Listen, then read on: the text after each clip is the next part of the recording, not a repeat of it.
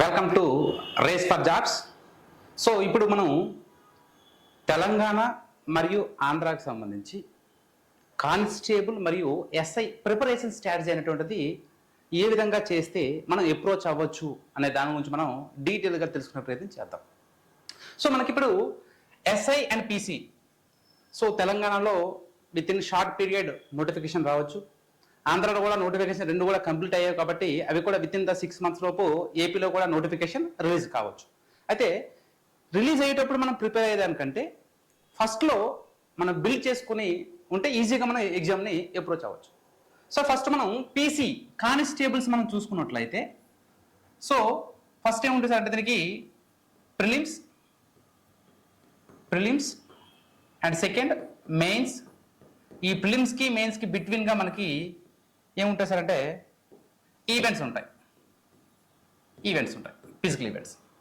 So ఈ prelims ఏవైతే ఉన్నాయో, ఈ ప్రిలిమ్స్ అయినా మెయిన్స్ అయినా రెండు కూడా మనకి ఈక్వల్ వెయిటేజ్ ఆఫ్ 200 మార్క్స్ మాత్రం ఉండడం జరుగుతుంది, 200 మార్క్స్కి ఉండడం జరుగుతుంది. సో మనం హార్డ్ వర్క్ చేస్తుంటాం, ఈ హార్డ్ వర్క్ని కాస్త స్మార్ట్ వర్క్గా కన్వర్ట్ చేసుకుంటే బెటర్ రిజల్ట్ అనేటువంటిది రావడం జరుగుతుంది. అంటే ఒకే సబ్జెక్ట్ని ఎక్కువ సార్లు చదివేదానికంటే, వెయిటేజ్ లేని సబ్జెక్ట్ ఎక్కువ సార్లు చదివేదానికంటే, వెయిటేజ్ ఉండి సబ్జెక్ట్ని ఎక్కువ సార్లు ప్రిపేర్ అయితే మనకి ఎక్కువ స్కోర్ వస్తుంది, జాబ్ అనేటువంటిది ఈజీగా రావడం జరుగుతుంది. సార్ ఈ పీసీలో ప్రిలిమ్స్లో ఏముంటాయి అని మనం గమనించట్లయితే, ఫస్ట్ పీసీలో మనకి ఏముంటుంది అంటే ఫస్ట్ ఇంగ్లీష్ ఉంటుందండి. చాలా మంది ఈ ఇంగ్లీష్ని నెగ్లెక్ట్ చేస్తుంటారు, బట్ ఇక్కడ నుండి మనకి 30 మార్క్స్ రావడం జరుగుతుంది. ఇంగ్లీష్లో మనకి ఎన్ని వస్తుంది అంటే 30 మార్క్స్ రావడం జరుగుతుంది. Next arithmetic and reasoning. Arithmetic reasoning చూసుకున్నట్లయితే, సో మనకి ఇవి యాక్చువల్గా అర్థమెటిక్ 25 ఇస్తూ రీజనింగ్ 20 ఇస్తారు ఒక ప్యాటర్న్, లేదనుకుంటే అర్థమెటిక్ 20 ఇచ్చి రీజనింగ్ 25 ఇస్తారు. అంటే ఈ రెండు కలిపి కూడా మనకి 45 మార్క్స్ అర్థమెటిక్ రీజనింగ్ వస్తుంది. అర్థమెటిక్ రీజనింగ్ రెండు కలిపి 45 మార్క్స్ వస్తుంది. బోత్ ద స్టేట్స్, సపోజ్ మనం ఏపీ తీసుకున్నాం అనుకోండి, సో అర్థమెటిక్ 25 మార్క్స్ ఇస్తాడు, రీజనింగ్ 20 ఇస్తాడు. టీఎస్ తీసుకున్నాం అనుకోండి, 20 మార్క్స్ అర్థమెటిక్ ఇస్తాడు, 25 రీజనింగ్ ఇస్తాడు. ఓవరాల్ దీని యొక్క వెయిటేజ్ ఎంత ఉంది సార్ అంటే 45 మార్క్స్ ఉంటాయి.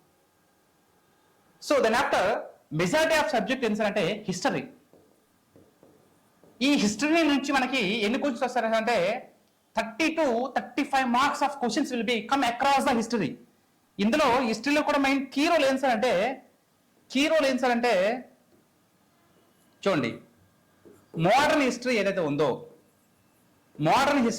ఉందో ఈ మోడర్న్ హిస్టరీ నుండి మెజారిటీ ఆఫ్ క్వశ్చన్స్ అనేటువంటి రావడం జరుగుతుంది. 30 క్వశ్చన్స్ తీసుకున్నట్లయితే ఈ 30లో మనకి 15+ క్వశ్చన్స్ అనేటువంటివి మోడర్న్ హిస్టరీ నుండి రావడం జరుగుతుంది.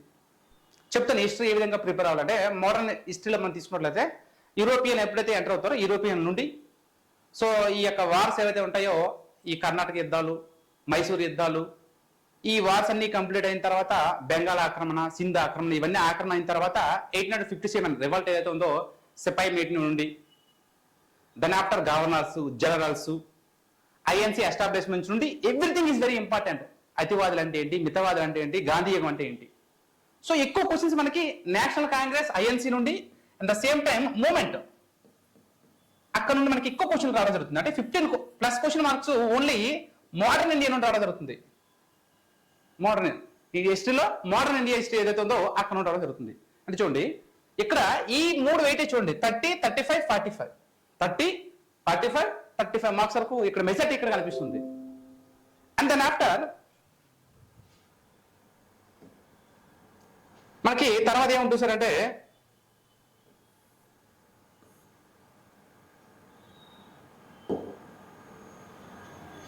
సో మనకి ఇంకేమున్నాయి అంటే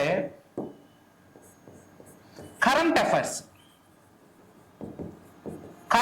ఏదైతే ఉందో, ఈ కరెంట్ అఫైర్స్ అనేటువంటిది 30 మార్క్స్ వరకు, మ్యాక్సిమం 30 మార్క్స్ వరకు కూడా జరుగుతుంది. ఈ కరెంట్ అఫైర్స్ లో మళ్ళీ national and international and sports awards local గా జరుగుతుంది. అంటే ఏపీ వాళ్ళు ఏపీ, తెలంగాణ.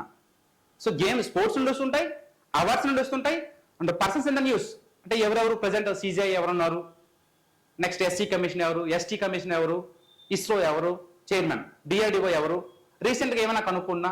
సో ఇలాంటివన్నీ సైన్స్ అండ్ టెక్నాలజీ, ఇవన్నీ కూడా క్వశ్చన్స్ అన్నిటి కూడా కరెంట్ అఫైర్స్ వస్తుంటాయి. ఈ కరెంట్ అఫైర్స్ లో ఏవైతే క్వశ్చన్స్, కరెంట్ ఈవెంట్స్ ఏవైతే వస్తున్నాయో వాటి బిహైండ్ గా ఉన్నటువంటి హిస్టరీకి వెళ్ళాలి. అంటే I mean that current polity ఏదో జరుగుతుంది.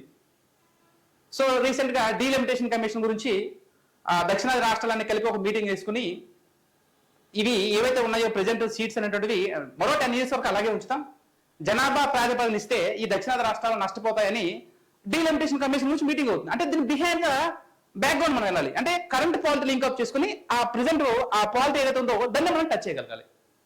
అంటే కరెంట్ ఈవెంట్స్ లో ఏవైతే ప్రాముఖ్యంగా ఉన్నాయో వాటిని మనం టచ్ చేస్తూ దాని యొక్క ఓల్డ్ డేటా ఏదైతే ఉందో దాన్ని మనం కనెక్ట్ చేసుకోవాలి.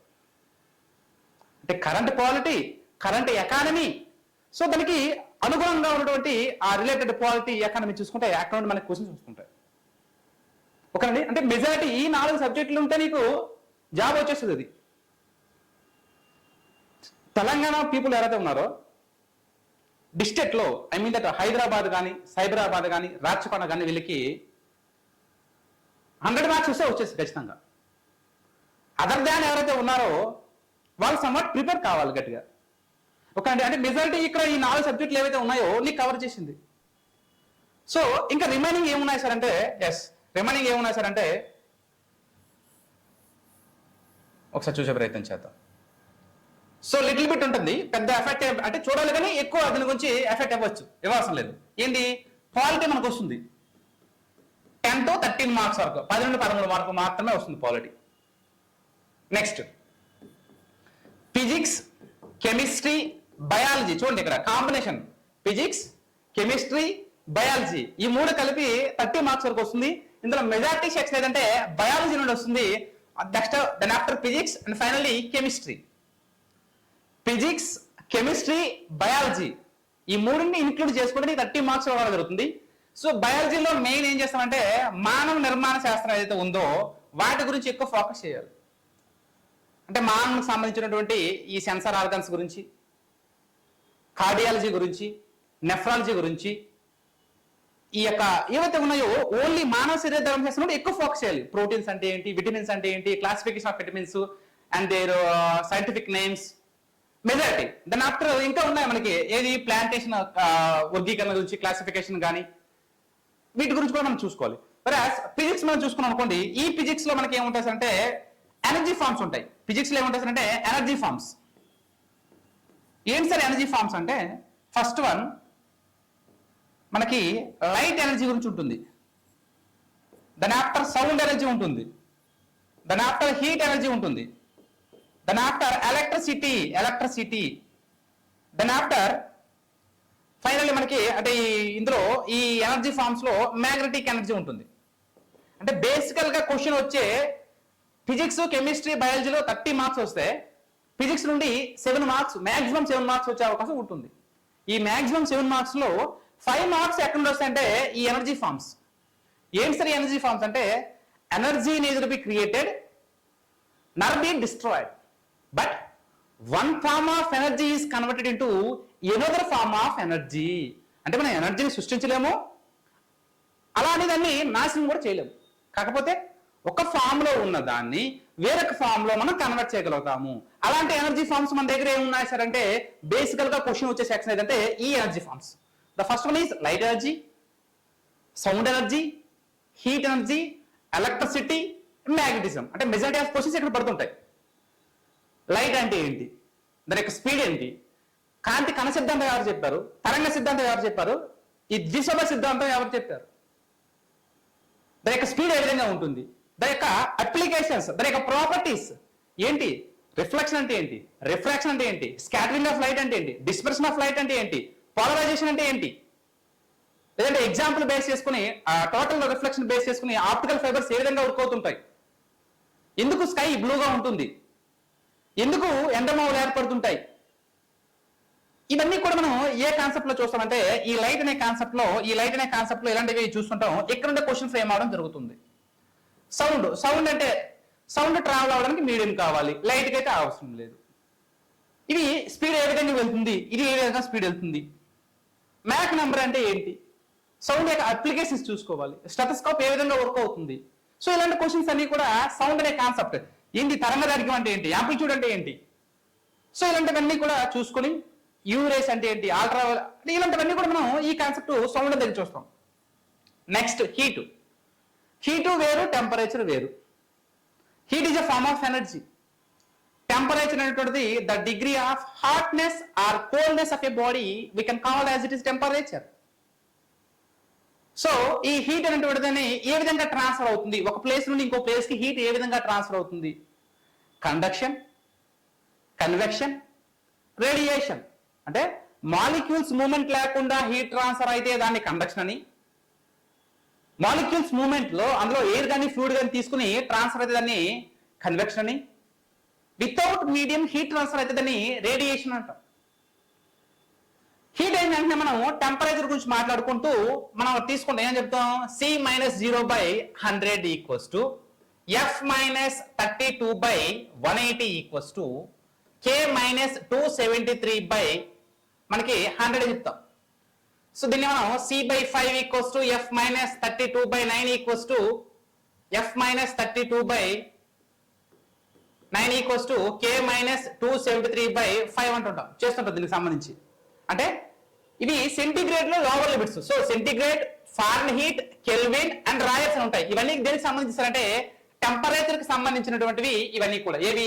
సెల్సియస్, ఫారెన్హీట్, కెల్విన్, రాయర్స్. సో దీంట్లో lower limit, upper limit, lower limit, upper limit, lower limit, upper limit. So ఇవన్నీ మనం వేసుకుంటూ ఈ యొక్క క్యాలిక్యులేట్ పార్ట్ అనేటువంటిది చేయడం జరుగుతుంది. ఓకేనండి. అంటే టెంపరేచర్ అంటే ఏంటి, హీట్ అంటే ఏంటి, వీటి కన్వర్షన్, ఏ టెంపరేచర్ దగ్గర ఫారెన్హీట్ మరియు సెల్సియస్ అనేటువంటిది సమానంగా ఉంటుంది అడుగుతుంటాడు. లేదా వాటర్ కి ఒక పర్టికులర్ ప్రాపర్టీ ఉంటుంది, నీటి అసంకోచిత వ్యాకోచం లేదా సంకోచం అంటారన్నమాట. ఏ విధంగా జరుగుతుంది? ఇలాంటి కాన్సెప్ట్స్ అన్ని కూడా ఈ టెంపరేచర్ అనే కాన్సెప్ట్ నుండి, హీట్ అనే కాన్సెప్ట్ నుండి చూస్తుంటాం. ఇక్కడ ఎలక్ట్రిసిటీ మనం గమనించాం అనుకోండి, ఈ ఎలక్ట్రిసిటీ ఫ్లో ఆఫ్ ఎలక్ట్రాన్స్, అందులో కండక్టర్స్ అంటే ఏంటి, దేని గుండా అయితే ఫ్రీగా ఎలక్ట్రాన్స్ పంపించుస్తుందో దాన్ని కండక్టర్స్ అంటాం. సో కొంత టెంపరేచర్ ఇచ్చినప్పుడు యాక్టివేట్ అయ్యి పంపించి రిమైనింగ్ సమయంలో హోల్డ్ చేసే దాన్ని సెమీ కండక్టర్స్ అంటాం. ఇన్సులేటర్స్ అంటే వాటిని పంపించవు, వాటిని ఇన్సులేటర్స్ అంటాం. అంటే కండక్టర్స్, సెమీ కండక్టర్స్, ఇన్సులేటర్స్. వీటి బేస్ చేసుకున్న మనకి ఒక లా ఉంటుంది. ఆ లాని మనం ఏమంటాం అంటే ఓమ్స్ లా అంటాం. ఈ ఓమ్స్ లా ఏం చెప్తుంది అంటే ρL/A అనే ఫార్ములా మనం తీసుకుంటాం. అంటే ఏరియాకి ఏ విధంగా ఉంటుంది, లెంత్ కి ఆ యొక్క రెసిస్టెన్స్ ఏ విధంగా ఉంటుంది, రెసిస్టెన్స్ కి ఫార్ములా ఏంటి, యూనిట్స్ ఏంటి, రెసిస్టెన్స్ ఆపోజిట్ గా ఉన్న కండక్టివిటీ అంటే ఏంటి, దాని యొక్క యూనిట్స్ ఏంటి, ఇలా ఈ కాన్సెప్ట్ అన్ని చూసుకుంటే మనకి ఎలక్ట్రిసిటీ అని కనెక్ట్ అవుతుంది. And then after magnetism same ఇక్కడ కూడా బలంగా అట్రాక్ట్ చేయబడితే మ్యూఆర్ అనేటువంటిది గ్రేటర్ 1 ఉంటే దాన్ని మనం ఏమని చెప్తాం అంటే పారా, డయా, ఫెర్రో. ఫెర్రో అంటే బాగా అట్రాక్ట్ చేసుకుంటుంది, పారా అంటే మీడియం, డయా అంటే రిజెక్ట్ చేస్తుంది. సో మ్యాగ్నెటిజం గురించి అంటే ఏ విధంగా మ్యాగ్నెటిజం చేస్తుంటాము, ఎక్కడ ఉపయోగిస్తుంటాము, సో ఈ కాన్సెప్ట్ అన్ని కూడా ఇక్కడ మ్యాగ్నెటిజం గురించి చూస్తుంటాం. సో ఈ 5 కాన్సెప్ట్ నుండి ఎక్కువ వస్తుంది. And then after liquid properties ఏంటి, పాస్కల్స్ లా అంటే ఏంటి, capillarity, the rise of a liquid or fall of the liquid is called as a capillary rise or capillary fall. Whereas surface tension ఒక కనిష్ట వైశాల్యాన్ని ఆక్రమించుకోవడమే మనం సర్ఫేస్ టెన్షన్ అంటాం. What is the units of surface tension అంటాడు? Force by unit length, newton by metre. Viscosity అంటే ఏంటి, the resistance movement offered by body. అంటే ఒక ఫ్లూయిడ్ ఫ్లో వెళ్తుంటే దాని రెసిస్టెన్స్ ఆఫర్ చేసేదాన్ని విస్కాసిటీ అంటాం. What is the units of viscosity? ఓకేనండి. ఇటువంటి క్వశ్చన్స్ ఫ్రేమ్ అవుతుంటాయి. అంటే లిక్విడ్ ప్రాపర్టీస్ ఏవైతే ఉన్నాయో, ఫ్లూయిడ్ ప్రాపర్టీస్ నథింగ్ బట్ ఇందులో కొహెసివ్ ఫోర్సెస్, అడిసివ్ ఫోర్సెస్, వీటిని మనం కూడా గమనిస్తుంటాం. Next measurements. ఏంటి మెజర్మెంట్స్ అంటే కొలతలు. FES పద్ధతిలో ఏ విధంగా కొలుస్తాం, CGS పద్ధతిలో ఏ విధంగా చూస్తుంటాం, MKS పద్ధతిలో ఏ విధంగా మనం మెజర్ చేస్తుంటాము. So what is the small unit of distance, what is the large unit of distance? Light year ఉందనుకోండి, లైట్ ఇయర్ దేనికి యూనిట్ అంటాడు, ఆంగ్స్ట్రామ్ అనేటువంటి దేనికి యూనిట్ అంటాడు. 1 ఆంగ్స్ట్రామ్ ఈక్వల్స్ టు, ఒక mile equals to how many metres, ఒక kilometre equals to, లేదంటే 1 knot equals to, 1 barrel equals to, 1 gallon equals to ఇలాంటి క్వశ్చన్స్ అన్ని వస్తుంటాయి. ఇవన్నీ ఎక్కడ చూస్తుంటే మెజర్మెంట్స్ ఏవైతే ఉన్నాయో అక్కడ చూస్తుంటాం. అండ్ న్యూక్లియర్ ఫిజిక్స్ అనేది ఉంటుందండి. న్యూక్లియర్ ఫిజిక్స్ సో 82 కంటే ఉన్న దాటిన తర్వాత అన్ని మూలకాలు కూడా మనం న్యూక్లియర్ ఎలిమెంట్స్ అంటాం. అంటే అక్కడ దేని యొక్క ఓరు, పిచ్ ప్లేట్ దేని యొక్క ఓరు, థోరియం ఓరు ఏంది, సో ఆంట్ అంటుంది అనమాట. So 4n series, 4n+1, 4n+2, 4n+3 ఇలాంటి కాన్సెప్ట్ అన్ని కవర్ చేసుకుంటే మనకి ఫిజిక్స్ అంటే అడుగుతుంది. వీటి మీద కాకుండా వీటి తెలుసుకున్న తర్వాత వీటి మీద మనం ప్రాబ్లమేటిక్ చేసుకోవాలి. ఏవి ఎనర్జీ బేస్ చేసుకుని ఉంటాయండి. బెర్నౌలీస్ థియరం తర్వాత మనకి what is potential energy, what is kinetic energy, what is mechanical energy. So what is time of flight, what is time of ascent, what is time of descent, what is the KE formula. So మనం v వేగాన్ని రెట్టింపు చేస్తే మనకి kinetic energy ఏ విధంగా ఉంటుంది, లేదంటే work done a విధంగా చేస్తుంటాము. ఇలాంటి క్వశ్చన్స్ అన్ని కూడా మనం ఇక్కడ ఈ ఫిజిక్స్ అనే కాన్సెప్ట్ లో చూస్తుంటాం. నెక్స్ట్ అంటే ఈ ఫిజిక్స్, కెమిస్ట్రీ, బయాలజీ కలిపి మనకి ఎన్ని వస్తాయంటే 30 మార్క్స్. ఇందులో ఫిజిక్స్ లో మనకు వచ్చే 8 క్వశ్చన్స్ కూడా ఎక్కువ, 5 క్వశ్చన్స్ మోర్ దాన్ ఎక్కడ నుండి వస్తాయంటే ఎనర్జీ ఫార్మ్స్ నుండి వస్తుంటాయి. వెరాజ్ ఇక్కడ కెమిస్ట్రీ తీసుకున్నాం అనుకోండి, ఇందులో యాసిడ్స్, బేసెస్. యాసిడ్స్ అంటే ఏంటి, బేసెస్ అంటే ఏంటి, సో స్ట్రాంగ్ యాసిడ్ ఏముంది, స్ట్రాంగ్ బేస్ ఏముంది, చెప్పనుకున్నటువంటి స్కేల్ పీహెచ్ స్కేల్ అంటారు. పీహెచ్ స్కేల్ ఎవరు కనుక్కున్నారు. సో ఎక్కడ నుండి ఎక్కడ వరకు ఉంటే మూమెంట్ ఏవైతే ఉన్నాయో వాటిని మనం ఇక్కడ చూస్తుంటాం, యాసిడ్స్ అండ్ బేసెస్.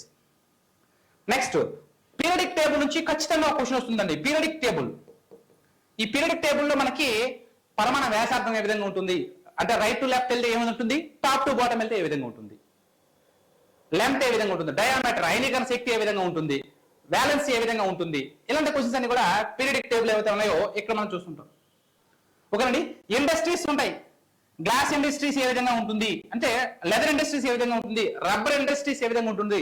రబ్బర్ తీసుకునుకోండి, ఆ రబ్బర్ కి మనం ఏం చేస్తామంటే సల్ఫర్ యాడ్ చేయడం వల్ల వాల్కనైజేషన్ అంటాం. ఇవి ఏ విధంగా చేస్తుంటాం. ఈ కాన్సెప్ట్స్ అన్ని కూడా అంటే ఈ ఫిజిక్స్, కెమిస్ట్రీ, బయాలజీ ఏవైతే ఉన్నాయో ఈ కాన్సెప్ట్ నుంచి కలిపి మనకి ఎన్ని వస్తాయంటే 30 మార్క్స్ రావడం జరుగుతుంది. And geography, so Indian geography and local geography. So geography తీసుకున్నట్లయితే మనకి ఎన్ని మార్క్స్ వస్తారంటే జాగ్రఫీ మనకి 10 మార్క్స్ వరకు వచ్చే ఛాన్సెస్ ఉంటాయి. సార్ నేను ఇప్పుడు చెప్తుంది ఓన్లీ పీసీ కానిస్టేబుల్ సంబంధించింది. ప్రిలిమ్స్ కి, ఎల్స్టీస్, మెయిన్స్ కి రెండింటికి ఉన్న కామన్ గా ఒకే పేపర్ ఉంటుందండి.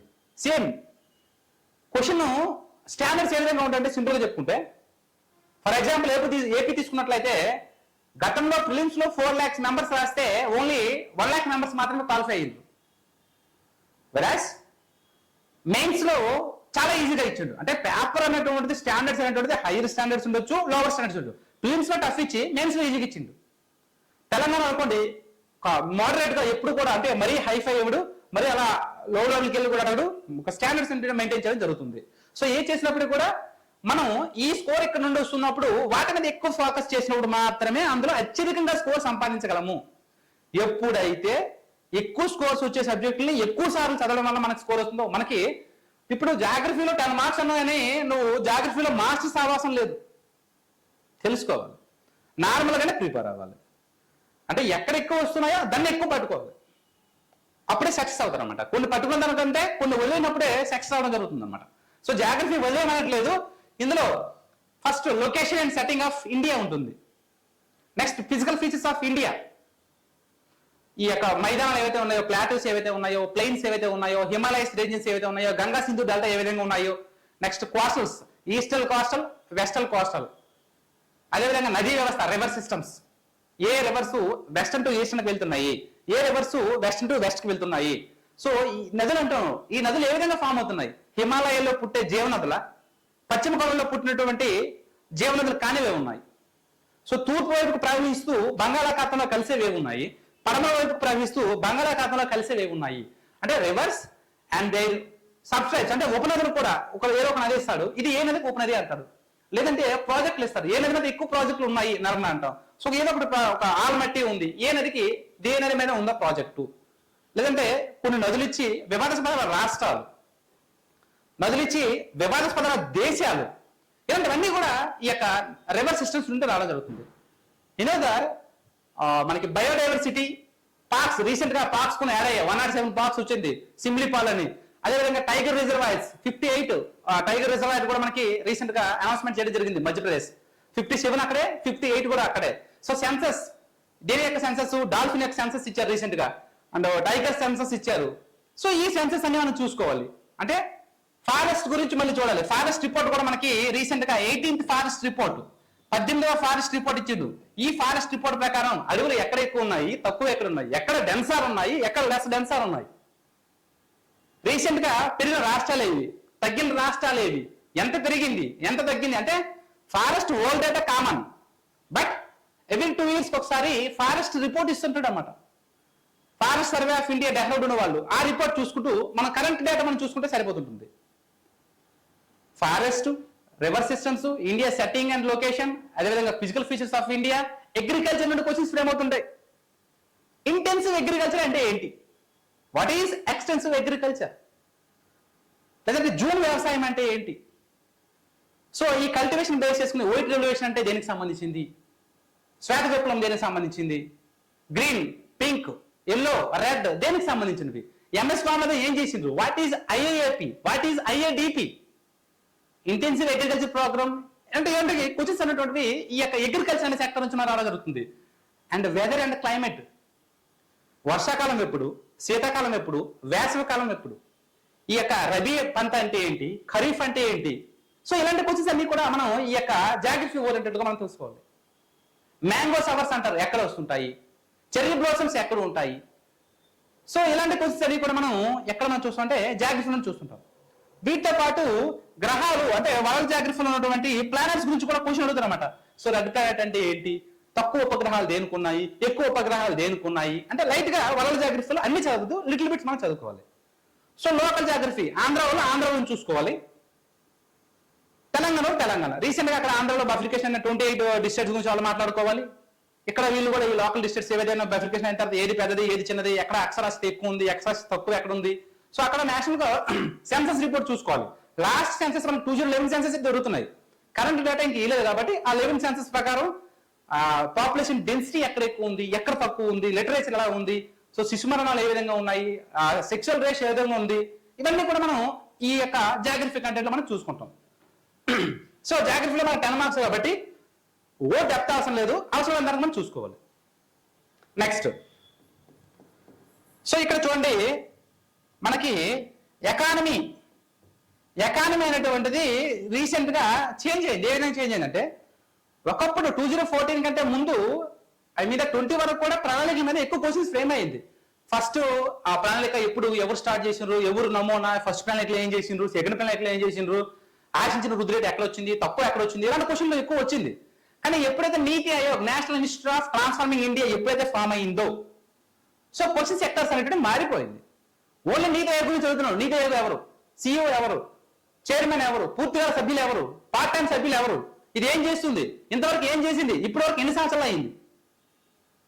సో దాన్ని బేస్ చేసుకుని జిఎస్టీ బేస్ చేసుకుని ఇలాంటి క్వశ్చన్స్ అనేటువంటి ఎక్కువ రావడం జరుగుతుంది. అంటే ఇప్పుడు జిఎస్టీ 2017 జూలై నుండి వచ్చినప్పటి నుండి అత్యధికంగా ఎప్పుడు రావడం జరిగింది, లాస్ట్ మంత్ మనకి అత్యధికంగా ఎక్కువ ఆ వసూల్లో ఉన్నటువంటిది రావడం జరిగింది 2.30 crores. ఇలాంటి ఎకానమీ మనం చూసుకోవాలి. ప్రోగ్రామ్స్ ఏవి లాంచ్ చేస్తున్నారు రిలేటెడ్ టు ఎకానమీ చూసుకోవాలి. నెక్స్ట్ చూడండి టిఎస్ వాళ్ళకి టిఎస్ మూవ్మెంట్స్, తెలంగాణ మూవ్మెంట్ అంటే ఇక్కడ క్వశ్చన్స్ మనకి ఫ్రేమ్ అవుతున్నాయండి. ఏం సరే తెలంగాణ మూవ్మెంట్స్ అంటే ఏ విధంగా ఆంధ్ర నుండి తెలంగాణ విడిపోయింది, ఎలా ఉద్యమాలు చేశారు, అసలు విడిపోవడానికి కారణం ఏంటి, సో అందులో ఉన్నటువంటి ప్రముఖుల పాత్ర ఏ విధంగా ఉంటుంది, ఒకనండి ఈ స్టూడెంట్స్ యూనియన్స్ ఎప్పుడు ఏర్పడ్డాయి, ఎక్కడెక్కడ ఏం జరిగింది, ఈ మూమెంట్స్ నుండి నీకు మెజారిటీ ఆఫ్ క్వశ్చన్స్ రావడం జరుగుతుంది. సో ఏపీ వాళ్ళు అనుకోండి టిఎస్ మూమెంట్స్ ఉండదు, ఆంధ్ర హిస్టరీ అంటే ఆంధ్ర రాష్ట్రం ఎప్పుడు ఏర్పడింది, దెన్ ఆఫ్టర్ 1956 తర్వాత ఏ విధంగా ఆంధ్ర తెలంగాణ కలిసి మళ్ళీ ఆంధ్రప్రదేశ్ గా ఏ విధంగా ఏర్పడింది, అంటే మద్రాసు నుండి ఆంధ్ర రాష్ట్రం ఏ విధంగా వచ్చింది, దెన్ ఆఫ్టర్ ఆంధ్ర రాష్ట్రం ప్లస్ తెలంగాణ రాయలసీమ కలిపి ఆంధ్రప్రదేశ్ గా ఏ విధంగా వచ్చింది. సో అక్కడ వరకు ఈ జెంటిల్మెన్ అగ్రిమెంట్స్ ఇలాంటివి చూసుకుంటే మనకి సరిపోతుంది. ఆంధ్ర వాళ్ళు, తెలంగాణ మూమెంట్స్ అంటే ఇవన్నీ ఇక్కడ నుండి మెజారిటీ వస్తుంది. అంటే మీరు గమనించండి, మీరు ఎక్కువ ఫోకస్ చేయాల్సిన సబ్జెక్ట్ లో ఎక్కువగా మీరు ప్రిపేర్ అవ్వాల్సింది ఇక్కడ ఇంగ్లీష్ వరకు కనిపిస్తుంది. ఇంగ్లీష్ లో మీకు చూడండి గమనిస్తే 30 మార్క్స్ వస్తుంటాయి. ఇందులో యాంటనమ్స్ 2 ఉంటాయండి, వ్యతిరేక పదాలు యాంటనమ్స్, సినోనమ్స్ ఇవి 2 ఉంటాయి, ఇవి 2 ఉంటాయి, ఇక్కడ 4 అయింది. నెక్స్ట్ ఐడియమ్స్, జాతీయాలు అంటారు అనమాట. ఓకేనండి. The cat in the bag, లేదంటే ద డాగ్ అట్ ద మ్యాన్చర్, ఇలాంటి ఐడియమ్స్ ఇస్తుంటాడు అనమాట. ద వైట్ ఎలిఫెంట్ అని. అంటే అక్కడ జాతీయాలు మనం ఐడియమ్స్ చదివినప్పుడు అక్కడితో దానికి సంబంధం లేకుండా సామెతలు ఏవైతే ఉన్నాయో, ప్రోవర్బ్స్ ఏవైతే ఉన్నాయో వాటిని తీసుకురావాలి. అంటే యాంటోనిమ్స్ 2, సినోనిమ్స్ 2, ఐడియమ్స్ 2. అదేవిధంగా మనకి tenses, reported speech, active voice, passive voice, jumbled sentence. ఓకేనండి. సో టెన్సెస్ నుండి ఏది కరెక్ట్ గా ఉందో వాక్యం అడుగుతాడు అనమాట. సో మనకు తెలిసి ఉండాలి ఏంది సింపుల్ టెన్స్ ఏ విధంగా ఉంటుంది అంటే. టెన్సెస్ ప్రెజెంట్ టెన్స్ ఏ విధంగా చెప్తాం, పాస్ట్ టెన్స్ ఏ విధంగా చెప్తాం, ఫ్యూచర్ టెన్స్ ఏ విధంగా చెప్తాం. అందులో simple present tense, simple continuous, simple present perfect. ఒక్కొక్క దానికి కూడా స్ట్రక్చర్ మనకు తెలియాలి. ఈ స్ట్రక్చర్ తెలిస్తేనే ఇక్కడ ఈజీగా చేయగలుగుతాం టెన్సెస్. ఈ టెన్సెస్ వస్తేనే ఈ రిపోర్టెడ్ స్పీచ్ ఏదైతే ఉందో మనం చేయగలుగుతాం. అండ్ యాక్టివ్ వైస్, పాసివ్ వైస్ కూడా ఈ టెన్సెస్ బేస్ చేసుకుని, అంటే ఈ టెన్సెస్ నేర్చుకుంటే నీకు 6 మార్క్స్ వరకు వచ్చే ఛాన్సెస్ ఉన్నటువంటిది ఉంటుంది. అండ్ జంబుల్ సెంటెన్స్, అడు ABCD అని 4 వాక్యాలు ఇస్తాడు, 4 లేదా 5, వాటిని నువ్వు సీక్వెన్స్ గా అరేంజ్ చేస్తే ఒక పర్టికులర్ మీనింగ్ వస్తుంది. ఆ మీనింగ్ మనం అప్లై చేయాలి ఇక్కడ. నెక్స్ట్ పంక్చువేషన్స్ ఏవైతే ఉన్నాయో ఈ పంక్చువేషన్స్ నుండి ఒకటి వస్తుంది, లేదంటే లేదు. నెక్స్ట్ పాసెస్ ఉంటుందండి. ఈ పాసెస్ నుండి 5 మార్క్స్ రావడం జరుగుతుంది. అంటే మెజారిటీ క్వశ్చన్స్ అనేటువంటి ఈ విధంగా వస్తుంటాయి. Then after articles, ANRD are called as article. A ఎప్పుడు వస్తుంది, యాన్ ఎప్పుడు వస్తుంది, దా ఎప్పుడు వస్తుంది అనేటువంటిది మనం మాట్లాడుకోవాలి ఆర్టికల్స్ గురించి. ఓకేనండి. అంటే ఈ విధంగా మనం చూసుకోవాలి. సో మెజారిటీ ఇక్కడ వస్తున్నాయి కాబట్టి వీటి మీద మనం ఎక్కువ ఫోకస్ చేయాలి. 30 మార్క్స్. సో కానిస్టేబుల్ ప్రిపేర్ అయ్యే వాళ్ళు కానీ వాళ్ళకి వచ్చింది రాంది డిసైడ్ చేసేది ఇంగ్లీష్. ఎందుకంటే ఈ ఓన్లీ ఎంత నువ్వు ఈ పాలిటీ, రీజనింగ్, అర్థమెటిక్, జాగ్రఫీ రుద్దిన ఎక్కడ కాన్సెప్ట్ కానీ నీకు ఎగిరిపోయిందంటే ఏం చేయలేవు. సో ఇందులో 30కి ఒక 20 మార్క్స్ వచ్చినట్టు మినిమం ప్లాన్ చేసుకోవాలండి. మన దగ్గర ఇంగ్లీష్ చెప్పే వాళ్ళు వెల్ డిఫైన్ ఫ్యాకల్టీ ఉన్నారు కాబట్టి మన క్లాసెస్ వింటే మాత్రం మీరు ఎగ్జాక్ట్ గా చేయగలుగుతారు. నెక్స్ట్ ఇప్పుడు అర్థమెటిక్ రీజనింగ్ మనం చూద్దాం అనుకోండి. ఈ అర్థమెటిక్ రీజనింగ్ లో ప్రాఫిట్, లాస్, ఏజెస్ అన్ని నువ్వు చేయాల్సిన లేదు. ఎంతవరకు ఎక్కడ నుండి క్వశ్చన్స్ వస్తాయని తెలుసుకున్నట్లయితే ఈజీగా మార్క్స్ ఇచ్చు. నువ్వు అర్థమెటిక్ ప్రిపేర్ అవుతావు. మనకి మెన్సురేషన్ లో ఓన్లీ 3D వాల్యూమ్స్ నుంచి ఖచ్చితంగా 3D వాల్యూమ్స్ నుంచి నీకు ఖచ్చితంగా 5 మార్క్స్ ఆడ జరుగుతుంది. 25 మార్క్స్ లో మెజారిటీ ఆఫ్ మార్క్స్ ఎక్కడ వస్తున్నాయి, 3D వాల్యూమ్స్ వస్తున్నాయి. అదేవిధంగా మనకి ప్రాబబిలిటీ ఉంటుందండి. Probability and permutations and combinations, ప్రస్తారాలు, సంయోగాలు, సంభావిత. ఇక్కడ నుండి నీకు 3 మార్క్స్ ఆడ జరుగుతుంది. ప్రాఫిట్ అండ్ లాస్, నాకు లాభం ఏంటి, నాకు నష్టం ఏంటి. ప్రాఫిట్ అండ్ లాస్ నుంచి మనకి 2 to 3 క్వశ్చన్స్ వస్తున్నాయి. పర్సెంటేజ్ నుండి 1 or 2 క్వశ్చన్స్ అనేటువంటిది రావడం జరుగుతుంది. Next trains, time and distance and trains. ఇక్కడ నుంచి నీకు 2 క్వశ్చన్స్ రావడం జరుగుతుంది. అంటే మెజారిటీ, అంటే నేను చదువుతాను సార్ మిగతా అన్ని చదువుతానంటే కాదు, స్మార్ట్ గా చదవాలి. ఇక్కడ 25 మార్క్స్ లో ఇక్కడ నీకు ఎన్ని 10, 15, 16, 17 మార్క్స్ ఇక్కడ కవర్ అయిపోయింది. నువ్వు రిమైనింగ్ మొత్తం చేసుకున్నావు అనుకో, ఏజెస్ నుండి క్వశ్చన్స్ రావు, రేషియల్ ప్రాపర్షన్స్ నుండి రావచ్చు రాకపోవచ్చు, పార్ట్నర్షిప్ నుండి రావచ్చు రాకపోవచ్చు. వన్ ఆఫ్ ద ఇంపార్టెంట్ అంటే simple interest and compound interest నుండి నీకు ఇక్కడ ఒకటి అక్కడ ఒకటి 2 మార్కులు వస్తుంటాయి. అంటే స్మార్ట్ వర్క్ చేసుకోవాలి, హార్డ్ వర్క్ చేయొచ్చు. ఈ hard work little bit of smart work add అయితే ఈజీగా రావడం జరుగుతుందని చెప్తున్నాను. సో ఇది దేనికి సంబంధించింది, అర్థమెటిక్ సంబంధించింది. So what about reasoning sir అంటే, రీజనింగ్ లో మనం చూడండి, సో క్యాలెండర్లు, క్లాక్లు విపరీతంగా ప్రిపేర్ అవుతుంటాం, కానీ రీసెంట్ టెక్నాలజీ, రీసెంట్ పేపర్లు అవేం కనిపిస్తలేదు. సో నెంబర్ అనాలజీ నుండి క్వశ్చన్ అడుగుతున్నాడు. దేని మీద అడుగుతున్నా సార్ అంటే నెంబర్ అనాలజీ, అదేవిధంగా లెటర్ అనాలజీ, అదేవిధంగా blood relations, number analogy, letters, అదేవిధంగా బ్లడ్ రిలేషన్స్ ఏ విధంగా ఉంటున్నాయి అంటే questions. Next sitting arrangement,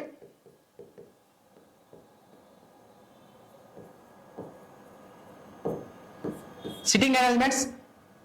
so ఇక్కడ నుండి ఎక్కువ క్వశ్చన్స్ ఫ్రేమ్ అవుతున్నాయి. నెంబర్ అనాలజీ, ఒక నెంబర్ ఇస్తున్నాడు, ప్లెంటీ ఆఫ్ నెంబర్స్ ఇస్తున్నాడు. సో ఉన్న రిలేషన్స్ ఏమున్నాయి అంటే, ఒక నెంబర్ ఇస్తే సపోజ్ ఇక్కడ ఉందనుకోండి 2, 8 ఇచ్చాను, ఇక్కడ 4 ఏమవుతుంది అని క్వశ్చన్ వచ్చింది. సో ఇదే నేను చేసినట్లయితే ఏ విధంగా చేస్తాను చూడండి. మనం ఏమనుకుంటాం, 4 అయింది కదా, 2 4 8 అని చెప్పి ఇక్కడ కూడా 4 4 16 రాయొచ్చు, అది ఒక ఆప్షన్ అవుతుంది. లేదు 2 స్క్వేర్ ప్లస్ 4 ఈక్వల్స్ టు 8 అయింది, అప్పుడు ఏమవుతుంది 4 స్క్వేర్ ప్లస్ 4 అంటే 20 అవుతుంది. అంటే ఆప్షన్ లో 2 4 8 లేనప్పుడు, ఆన్సర్ లేనప్పుడు సెకండ్కి వెళ్ళిపోవాలి.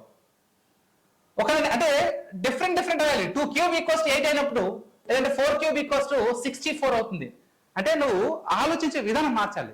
అంటే ఇటువంటి రిలేషన్స్ లో అక్కడ తీసుకోవాలంటే రీజనింగ్ లో ఇంటూ చేస్తున్నావా, ప్లస్ చేస్తున్నావా, డివైడ్ చేస్తున్నావా, మైనస్ చేస్తున్నావా, సిరీస్ అనేటువంటి ఇంక్రీజ్ అవుతూ ఉంది అంటే అక్కడ నీకు యాడింగ్ కానీ లేదా మల్టిప్లికేషన్ కానీ అవుతుంది. సో యాడింగ్ చేస్తే తక్కువ యాడ్ అవుతుంది, మల్టిప్లికేషన్ కూడా ఎక్కువ ఇంక్రిమెంట్ కనిపిస్తుంది. డివిజన్ లో కానీ నెగిటివ్ సింబల్ ఉన్నప్పుడు డిక్రీజన్ లో అవుతుంది, అప్పుడు చూసుకోవాలి ఏ అవుతుంది అని. లేదంటే కొన్ని సందర్భాల్లో ఇంటూ ప్లస్ లేదా into divided by operations use చేయొచ్చు. లేదంటే ఎన్ స్క్వేర్ ఎన్ క్యూబ్ లేదంటే ఎన్ స్క్వేర్ ప్లస్ 1 ఎన్ స్క్వేర్ మైనస్ 1 డిఫరెంట్ అనేటువంటిది ఉపయోగిస్తుంటాడు. అంటే నెంబర్ అనాలజీ నుంచి మనకు తెలియాలి. అదేవిధంగా వర్డ్ అనాలజీ తీసుకున్నాం అనుకోండి. ఏంటి వర్డ్ అనాలజీ అంటే వర్డ్కి సంబంధించి మనకి క్వశ్చన్స్ అడుగుతుంటాడు. అంటే మనకి అప్పుడు ఏం తెలియాలి, ఏ నుండి జెడ్ వరకు ఉన్నటువంటి లెటర్స్ యొక్క ప్రతి దాని యొక్క అంకె నీకు తెలిసి ఉండాలి. డబ్ల్యూ అంటే 23, టీ అంటే 20, ఓకేనండి, ఎన్ అంటే 14, ఎం అంటే 13, జే అంటే 10, హెచ్ అంటే 8, అలాగా ఎవ్రీథింగ్ నువ్వు చెప్పగలిగినప్పుడు ఒక లెటర్ అనేది ఇస్తాడు, ఏజేడబ్ల్యూ ఇచ్చి ఇంకొక లెటర్ ఇచ్చి, అంటే దీనికి సీక్వెన్స్ ఏవైతే సెట్ అయిందో దాని ఆఫ్టర్ ఉన్నటువంటి సీక్వెన్స్ కూడా నువ్వు కనుక్కోవాలి. సో లెటర్ అనేది నుంచి ఖచ్చితంగా క్వశ్చన్స్ అనేటువంటిది రావడం జరుగుతుంది. అంటే 3 లెటర్స్ ఇచ్చిన వాళ్ళు కానీ 4 లెటర్స్ ఇచ్చిన వాళ్ళు కానీ వాటికి సంబంధించి నీకు అడుగుతుంటాడు. బ్లడ్ రిలేషన్స్ లో క్వశ్చన్స్ ఇస్తుంటాడు, డైరెక్ట్ గా అడగచ్చు, లేదంటే ఫోటో ఐడెంటిఫై చేస్తూ ఈ విధంగా అంటున్నాడు, అంటే ఇలాంటివన్నీ క్వశ్చన్స్ అనేటువంటివి మనం రీజనింగ్ లో చెప్తుంటాం. అండ్ హిస్టరీ మనం ఆల్రెడీ చెప్పుకున్నాం. హిస్టరీలో మనకి ఫస్ట్ యాన్షియంట్ ఉంటుందండి, తర్వాత మిడివల్ ఉంటుంది, తర్వాత మోడర్న్ ఉంటుంది. సో మనం ప్రెసెంట్ పేపర్ సెట్టింగ్ తో పాటు మనం కూడా మారాలి. ఇక్కడ 30 to 35 మార్క్స్ వస్తున్నప్పుడు మెజారిటీ ఆఫ్ క్వశ్చన్స్ మార్క్స్ ఎక్కడి నుండి వస్తున్నాయి, మోడర్న్ ఇండియా.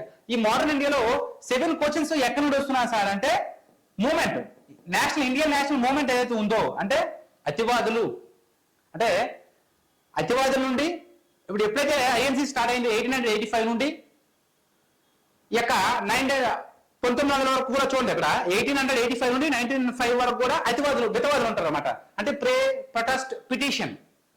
దాని ఆఫ్టర్ ఏమొస్తారు అతివాదులు.